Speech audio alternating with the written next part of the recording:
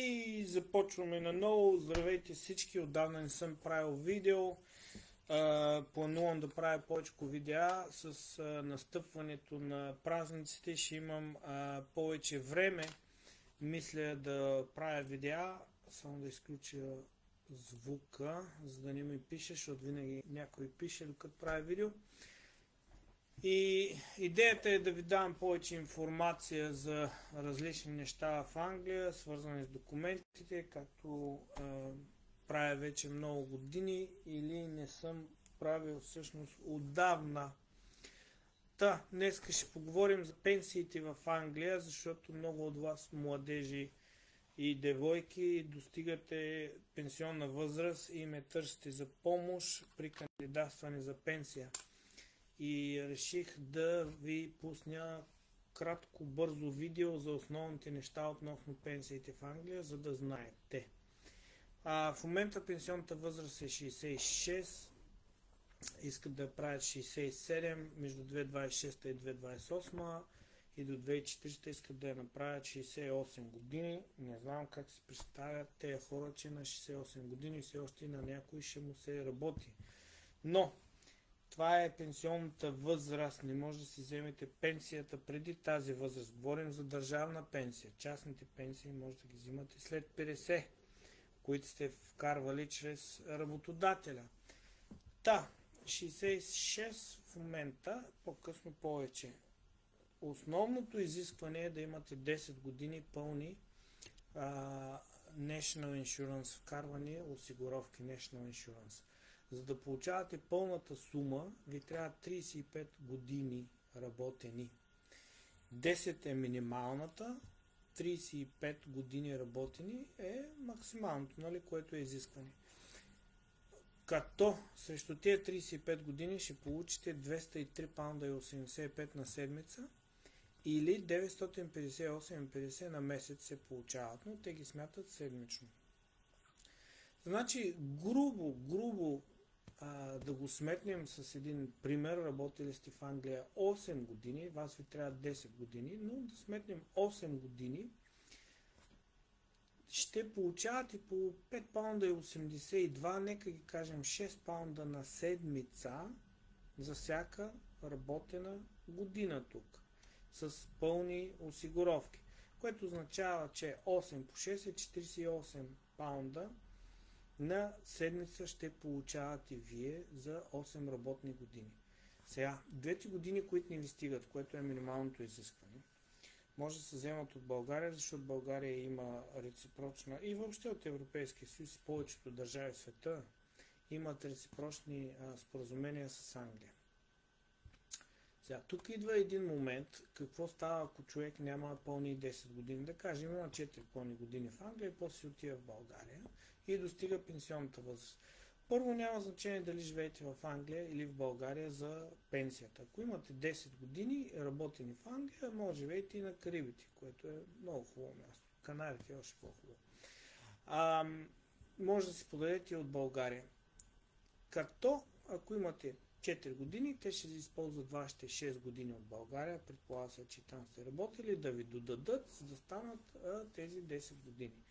Но това ще бъде пропорционално, защото в България плащането на осигуровките не е същата сума и не се брои по същия начин. Така че, нека да го кажем още веднъж. Работили сте, да кажем, 5 години тук, по 6 паунда на година за всяка година плащани осигуровки, 30 паунда на седмица ще ви е основната английска пенсия. Сега, за заплащането на осигуровките, за да се счита пълна година, вие трябва да сте работили като employee, self-employed или да сте били безработен, да сте били carer, да сте гледали някой, да сте получавали помощи и тем подобни. Много е важно за хора, които, да кажем, имат деца по-късно в живота, ако получавате child benefit до 12 годишно дете, всичките тези години, в които получавате child benefit, се смятат за National Insurance Contributions. Сега това не знам дали ви е ясно, но до 12 годишната възраст на детето, ако получавате Child Benefit, това са автоматични кредити за пенсия от държавата. Така че това е нещо много важно. Може да не сте работили толкова години, но да сте получавали 12 години Child Benefit и това също се смята за квалифицирани години. Като Self-Employed, знайте, че като си платите 158 и колко бяха, и 60 на година, поне бяха, клас 2 National Insurance, тя се води цяла пълна година за National Insurance Purposes, дето се казва. Като employee е ясно също, над 6 месеца в годината, зависимо от това колко сте заработвали, там вече са суми. Ако сте били безработни, това също се смята за пълни години National Insurance. Ако сте били по майчинство, също се смята.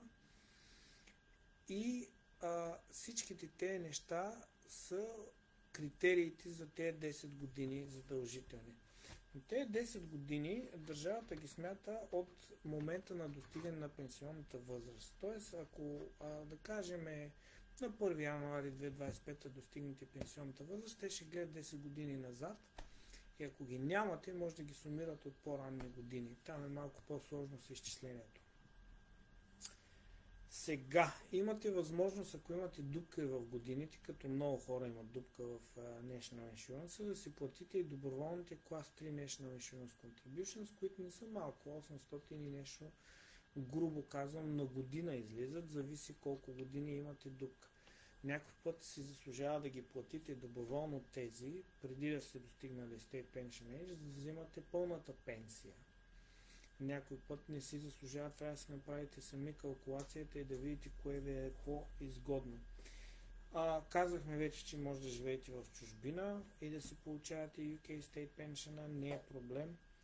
Изчислението, както вече споменахме, е средно статистически от броя години, които са квалифицирани години, разделено на 35, което е абсолютният максимум, нали, като работени години. Да кажем, работили сте 15 години тук, като разделим 15 на 35 и го умножим по 203,85 на седмица, вие ще взимате по 87 паунда и 35 пи на седмица за 15 работени години. Така.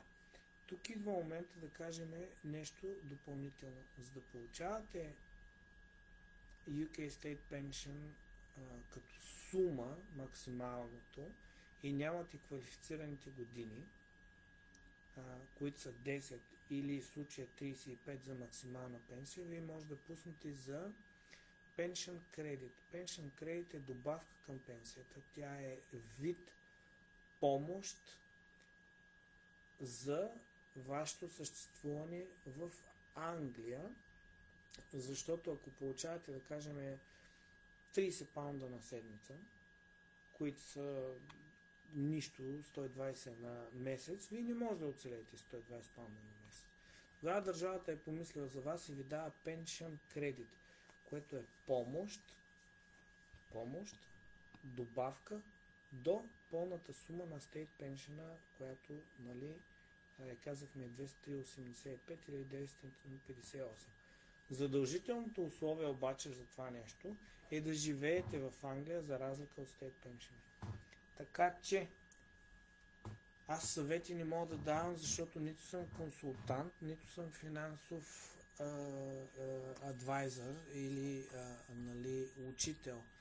Но ако мислите да си тръгвате за България и кандидатствате за State Pension, помислете дали не е хубаво да се забавите взимането на българската пенсия и да вземете първо английска пенсия и дали ще живеете тук, за да пуснете за Pension Credit добавка към пенсията и тогава кандидатствате за българска или не. Защото с това задължително условие, което е да сте в страната, за момента, доколкото знам, това не се проверява дали сте тук и колко дни от годината живеете тук, но това ще бъде фактор за в бъдеще със сигурност. Сега, имаше още нещо, което исках да добавя към това видео. Да, това е следното нещо. В България, ако вземете пенсия преди да сте пуснали в Англия за пенсия, българската пенсия ще ви се вземе в предвид при изчисляването на английската като доходи и съответно ще ви бъде процентно намалена английската, в зависимост от това колко в България получавате. Същата работа важи, ако сте в Англия, достигнете State Pension, пуснете се за State Pension и въпреки това продължавате да работите, тогава част от доходите, които работите, ще ви бъдат намалени от пенсията. С две думи, стигнете ли пенсионна възраст, няма смисъл да работите повече, защото държавата ще ви отнема от тая заработка, ще ви отнема от пенсията за заработката. Има нещо, което държавата казва, че е окей и ви стимулира да си отложите взимането на държавната пенсия и тогава тя нараства с 5,8% на година, ако я отложите. 5,8% на година нараства пенсията ви, ако я отложите и я взимате по-късно. Мисля, че горе-долу сумирах. Най-важното съобщение от цялото това видео е 10 години National Insurance ви трябват, за да получите пълната пенсия от 950 ви трябва 35 години, иначе ще бъде пропорционално сметнато по 6 паунда на година на седмица. Работили сте 3 години, 3 по 6, 18 паунда ще взимате на седмица State Pension, ако нямате тия 35 години. Ако нямате 10 години задължителни, тогава ще трябва да ви се взема стаж в предвид от България. Това е. Ако имате нужда от помощ и не може да се справите с попълването на документите и с преводите, имате повече въпроси, знаете къде я ме намерите. В Facebook, имате на телефона и скоро ще имаме, предполагам, и YouTube канал, мен и моето второ аз. Благодаря ви, че гледахте днешното видео. Весели празници, ще се видим пак. Чао, всичко най-хубаво пожелавам.